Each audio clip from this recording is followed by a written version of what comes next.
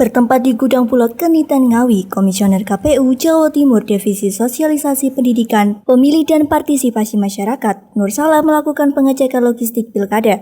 Sejauh ini, sejumlah logistik yang sudah diterima KPU Ngawi meliputi kotak suara, kabel tis, dan tinta. Sejauh ini, kebutuhan logistik yang diterimakan sebatas logistik yang belum mencantumkan calon. Sedangkan untuk logistik baik form dan surat suara akan dikirim pada tahap berikutnya karena masih dalam proses pengadaan. Diakuinya hasil sortir seperti kotak suara ditemukan sejumlah kerusakan. Meski begitu, kondisi saat ini masih cukup aman karena setiap logistik yang didistribusi ke daerah dilakukan penambahan kebutuhan, sehingga dipastikan kebutuhan logistik tetap aman. Jadi untuk kebutuhan logistik ya yang sudah dikirim hari ini non calon. Jadi kebutuhan yang itu masih belum mencantumkan calon. Jadi ada kotak suara, tinta, sama kabel tis ya.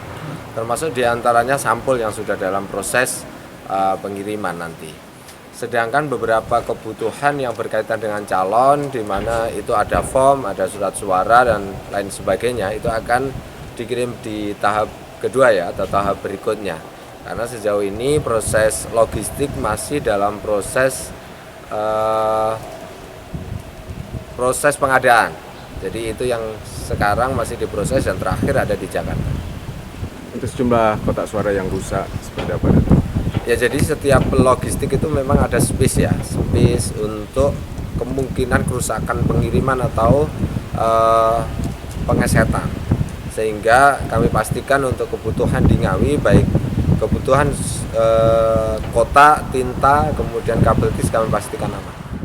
Sementara untuk logistik yang telah diterima KPU Ngawi meliputi kotak suara 2.786 buah, 25 diantaranya rusak, tinta 2.786 buah, rusak 3 buah, dan kabel tis dari total kebutuhan sebanyak 36.384 buah baru diterimakan 16.488 buah, sehingga ada kekurangan 19.896 buah.